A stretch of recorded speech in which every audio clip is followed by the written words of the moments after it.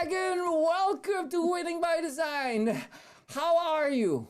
I'm great, Jacko. Thank you so much for having me to chat today. I'm excited, really excited to join the team and having a ton of fun getting to know everybody. Good stuff. Yeah, you're like, and oh my gosh, an amazing the expertise that you have. Tell me a little bit. Obviously, you've worked with Serious Decision for quite a while. What is some, like? How long were you there? Embarrassingly, almost 12 years. And I joined when they were 12 people and left when they were something in the neighborhood of, I don't know, 400.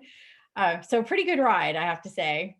Oh, and we love to leverage some of the expertise you bring to the table. Now, like obviously, like you came to Winning by Design. May I ask, what were you thinking? What was I thinking? You know what? Honestly, I have been thinking a lot about simply what I want to do all day. I know that sounds crazy, right? Is that like the bad way to decide on what you want to do when you grow up? But the older I get, the more I think about it, the more I've realized that if I do not like what I'm doing all day, bad things happen. I Um, and totally hear and you. that is how I arrived at Winning by Design after very careful thought for many months, including going out on my own. I realized a couple of really important things. One, that I love consulting. I love solving all different problems for different companies. But two, I like being part of a team, but I have to like the team and I have to be challenged by the team and I have to believe in the approach that that team wants to take to solving problems if it's not my own approach. So if that's the case, that's kind of how I ended up at Winning by Design after many months of your lovely team keeping in touch and sharing with me the great work you do. It wasn't a hard choice in the end.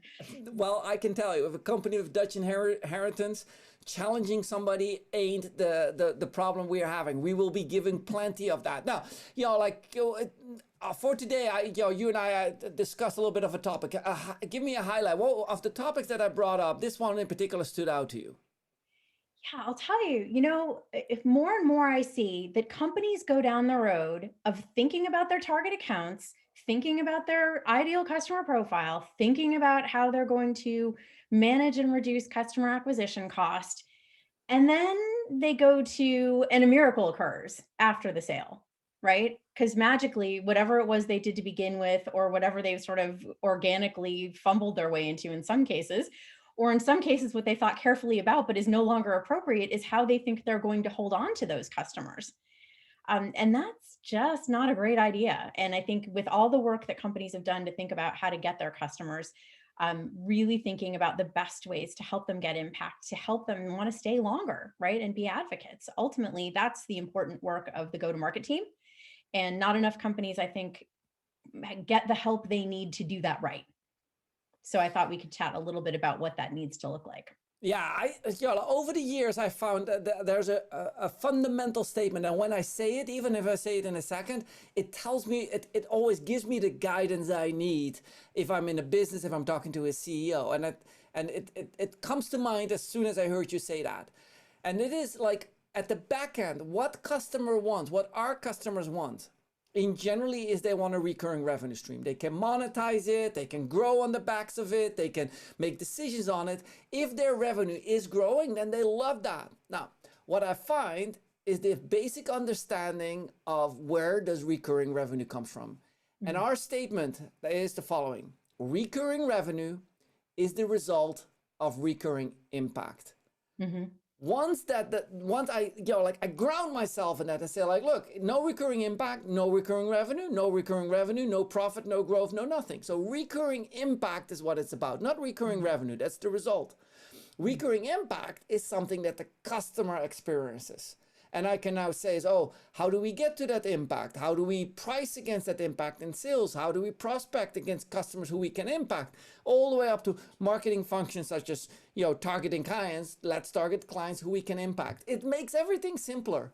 It allows us to look at it from a more scientific approach. And I think that, like that is what has helped Winning by Design over the years keep their heads into the right direction, help our customers achieve recurring impact. Yeah, I love that. And you just reminded me, do you remember back from the early 2000s, the Peppers and Rogers group and the book, The One-to-One Future? Did you ever read that? My gosh, that goes so back. We're talking 20 years when those are the days I had hair. No, it doesn't. I do not remember the hair on top of my head. Well, there were a bunch of us in Sirius who actually came from the Peppers and Rogers group, and Don Pepper's literally a rocket scientist. He was actually a rocket scientist, and Martha Rogers came up with this great idea of what they saw as the future, where everything is personalized. So I'm speaking to you about things you care about. But the interesting thing they put on the flip side of that was the idea of, I also know, for lack of a nicer way to say it, what you're worth to me and what you could be worth to me in the future as a business. So it's not just about sort of being nice to customers for its own sake. It's saying the way that you maximize the lifetime value of a customer is by truly knowing them, truly knowing what they need, the impact, right, that you can get to, and then using that math to kind of predict out what it is. But the hardest thing to get to would be when I was doing consulting for them, was to come into a customer who didn't understand they had a problem. You might have a leader who thought there was an issue, but the rest of the team wouldn't always think that they had an issue with customer experience and how they were delivering the impact, right? Or if they weren't delivering the impact. And I remember the one thing that Don and Martha would always say is, when in doubt, take it directly from the customer's words, right? About the customer saying, I'm not getting impact. I'm not getting what I need. Here's what's hard. Here's why this experience is full of roadblocks. And I think that that's a really important thing to go back with. Once you start with what the customer needs and wants, then it suddenly all becomes clear and makes sense. And you can't argue with a customer. Okay. So many touch points. I got to start. I'll start at the top. First and foremost, where I align with Mr. Pepper is I used to be went to school and got my degree in satellite telecommunications, meaning I look at satellite budgets. So you see down here that book, that one there, that actually has a satellite launch rocket on the front. So yes. Nice. Second, what is important to me, and I think that what is often missed in this thought is that in order to make something work, once we start talking about impact, we can now measure it. Mm-hmm. Once I can measure it, I can apply forms of science to it. I can see it as improvement. Is there a trend? Is the trend upward, downward? Is it, is it an anomaly? Can it be repeated? All these things come from me starting to measure, me as in the client, starting to measure and helping the client measure the impact that they can achieve. Mm-hmm. That scientific approach, I believe, is what has been missing for the long term. And I'm not meaning just in marketing. I think marketing was among the first to apply those principles primarily on lead generation.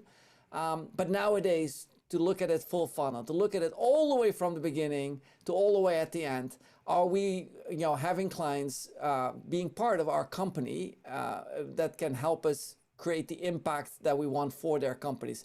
Because there's nothing more demotivating than having a client that you're not really helping. They're just paying bills, and you feel like almost bad about it, like, ugh. Anyway, I'm built that way. Maybe not everyone, but I believe that giving the clients measurable impact is super important. Well, one of the things I've appreciated about the winning by design methodology too, and we've been doing some of this in our architect training, right, is the focus on two kinds of impact, right? Both rational and emotional. And I think that's really important too, because if you only focus on the financial return or the quantitative return, then you miss this whole host of things that can, I think, make your experience stand out. And also they free you up to be a lot more creative, don't they? As a deliverer of experience, as a go-to-market team, whether that's in your messaging or whether that's in your actual experience delivery, right? Or whether that's in how you sell or how you engage. But I think that combination is really the key. I was glad to see that sort of built into the approach that you're taking to thinking about impact for the customer. Yeah, I saw a tweet from Dev Basu yesterday, triggered me. And Dev was saying, Mark, don't forget, marketing is one-to-many and sales is one-to-one. And, as a tweet message, that is 100% correct. As a practical message, and in particular what we look at, we see that there is a gray scale. So you got one-to-one, one to a few, one to many, one to everyone. So there's a whole range over it. And as you look to each of these, marketing and sales both play a role. So, I may have marketing doing one-to-one, target-based, and I might have sales one-to-many, where I sell to many by writing, gosh forbid, a spam email, a cold outbound spam email. But what we see now, these worlds have merged where one-to-one, one-to-few, one-to-many, one-to-all can be, both marketing and sales can contribute to that. And that I think is where we are headed also in the future, where we're going to see not only that marketing is becoming more one-to-one, but that sales actually is moving in the opposite direction, is becoming more one-to-many.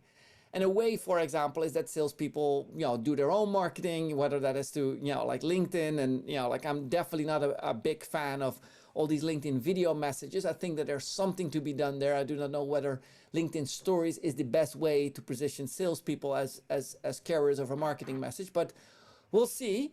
But we see that the worlds are coming towards each other. Marketing going from one to many, more and more to one, and sales are going from one to more one to few, and so on and so on and so forth.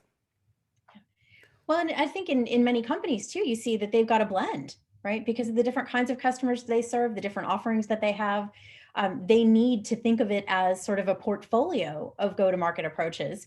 But then, as within any portfolio, you have to invest appropriately for the kind of portfolio that you want. And I also think that we're seeing sort of the rise of marketing as needing to up their game in terms of the contributions that they make to other post-sale functions. So for example, right, we're talking about the fact that as sales goes increasingly remote, right, they're creating videos, they're creating messaging, they're writing all the time. Well, what if they're really not very good at it?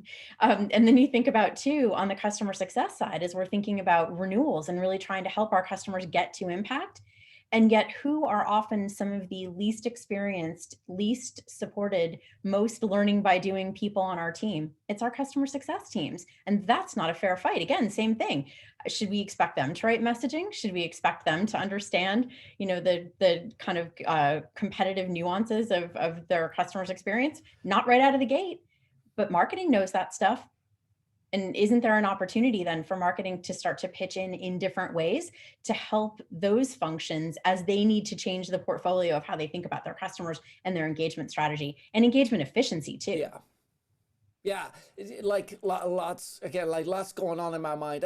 I think that we often, like historically, we've been very siloed organizations. Marketing does X, sales does Y, customer success does just Z. And in the end, it's pretty clear nowadays you're involved. Marketing, sales, and customer success can be involved in all parts of the journey. They obviously are optimized towards one specific part. I think that the biggest key for me where this comes in is to realize, think of the following, Megan.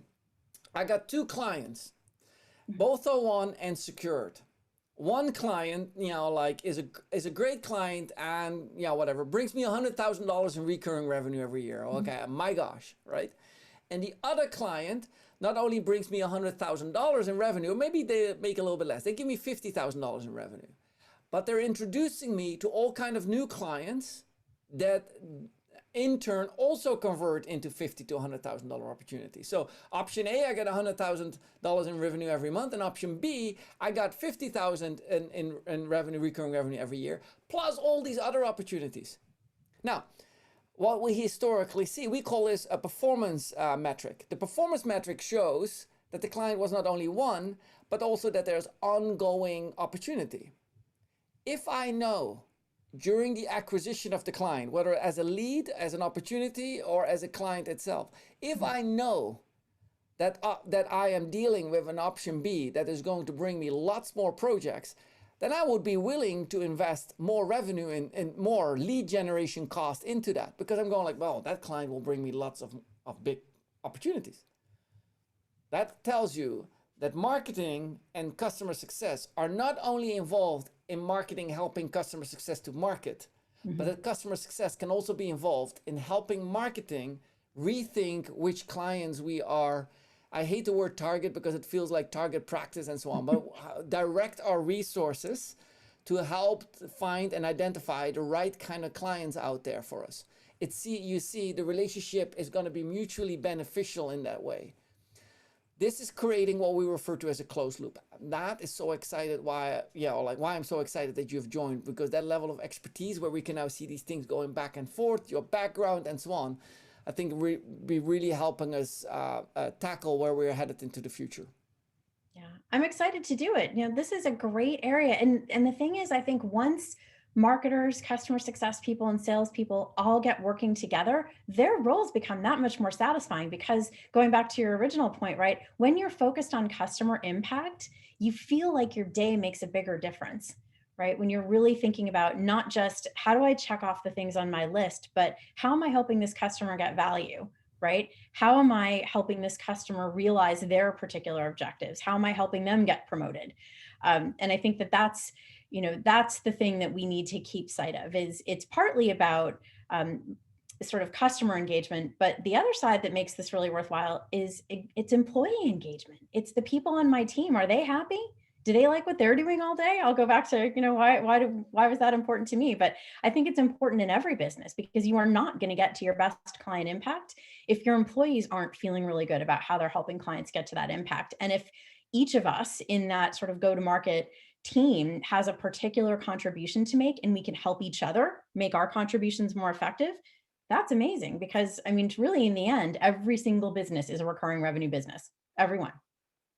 I'm like, I want to interrupt you like 4 or 5 times because I'm like, oh, this is exactly what oh my gosh, this is also like, and then I go like, no, no, you're like, though you used the word in that opening sentence, you used the word help 4, 5, 6 times.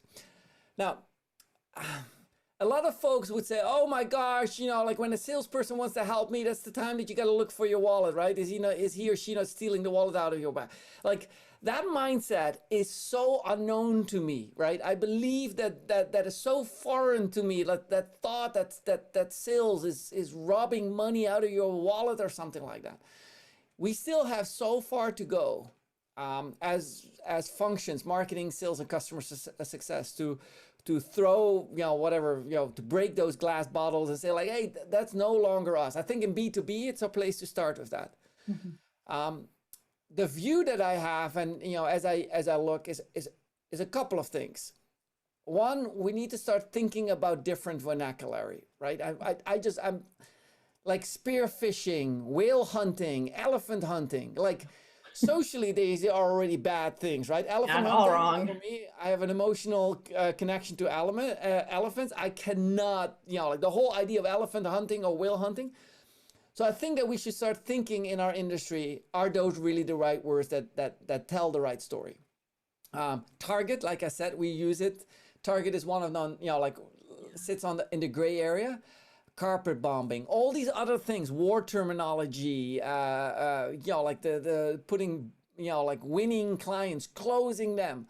So much of this language is still, like affirming that those old, like pictures of marketing and sales. And I think it's time for us as an organizations worldwide, marketing and sales, to start thinking about like, hey, let's modernize with a little bit more modern terms than these, alpha nominated, titles that make me feel like, rah, rah, rah. Like I'm, like, no, let's, we're here to help. We're here to service. I like a lot, what I find is that the way doctors refer to patients is one that definitely, and the way how architects referring to some of their things, mm-hmm. I like that. Like there's a little bit more area of expertise that we can lean on and say like, hey, let's use a little bit more modern terminology. Yeah, I think we just have to get the violence out of the language, right? It's not about hurting somebody. it's exactly the opposite. So I'm with you. There's a lot. As a matter of fact, I even found myself editing a presentation today that had client side and winning by design side. Yep. And I know that that's typical language, right? We've been using client side as, an ancient advertising term, but I found myself just saying team, right? Because we're on the same side. Well, I mean, ultimately we're on the side of the customer, but ideally as a consultant, I'm on my client's side. Of course, mm-hmm. We're the same side. There is no, right? There's no side. So getting that mentality of being on different sides, I think is so important. But I also agree with you that getting that language of almost like fooling people into saying yes to you, going to war, or trying to close somebody implies that it's somehow based on convincing people to do something they don't want to do or that isn't in their interest. Now, who wants that? That's terrible. I love that. I like it. We need a whole language overhaul here.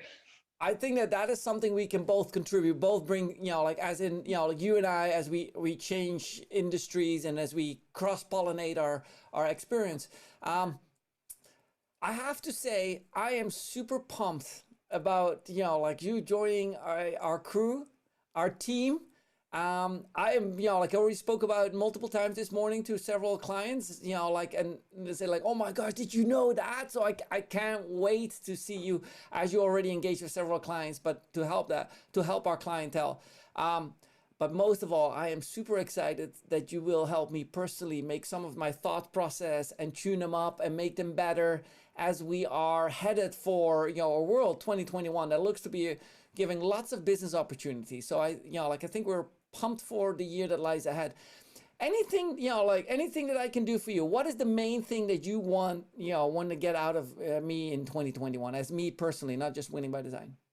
Oh gosh, I think one of the things that I like is the ability to think really big, right? The ideal, why couldn't we change the language of how we talk about a commercial engagement with another company or another person? I'm not even to say sales. I'm even getting rid of that word, right? How do we think about engaging with others in the markets that we support? That's big. And I like that. I like thinking about completely different ways of engaging people and helping them learn, thinking differently about the right ways to enable not just in B2B, but across the world. I mean, there's so many really big, exciting challenges out there. And I do think that for me, one of the most appealing parts of this and why I'm excited to work with you personally too is just no limits, man. Just think big, solve big problems, take on big challenges because that's where the fun is. Yeah, I feel, and then as we wrap up, I feel the following. I feel like over this past year and past 2020, I've seen numerous of trades running to the front line and performing essential like roles. Yeah, like obviously we've seen the healthcare in like run to the front. Like doctors, nurses, everybody involved with it. Here in California and in Australia, we've seen that fire departments rushed to the front lines. They became essential functions as they rushed in order to see this. We nowadays see like a number of functions becoming suddenly essential functions. Like small businesses soon will become essential functions as all of it opens up. Here's where we are at. As we are looking at to 2021, I believe that like folks like you and I, we're in marketing and sales. We are becoming an essential function to tackle and to keep this economy and to kick it back into gear and to accelerate it and to lead with positivity and to lead with like thinking about what how we can help others through the products we sell and service and whatnot. This level of thinking, like is now needed. Where in the past we would have looked at marketing and said like, oh my gosh, marketing is generating leads or, like creating messaging or, creating a positioning of a company. Now the essential function is you are there together with sales and customer success. All of us, we are here to kick back this economy into maximum gear over the next couple of months. And hopefully that we come out of 2021 at full steam ahead. That is for me an exciting thing. Never before would I have realized that marketing, sales, and customer success would perform such an essential function. But yet in 2021, we're going to be faced with that. Yeah. Well, here's to making that a great experience for everyone and hopefully making it more fun too. Okay, well, with that said, like, thanks, Megan, for joining us. I'm looking Happy to forward be to here. see you participate Yay. in all of our projects. And that was, I say to everybody else, happy holidays, happy holiday season. Happy holidays to you too. Thanks. See you. Bye-bye.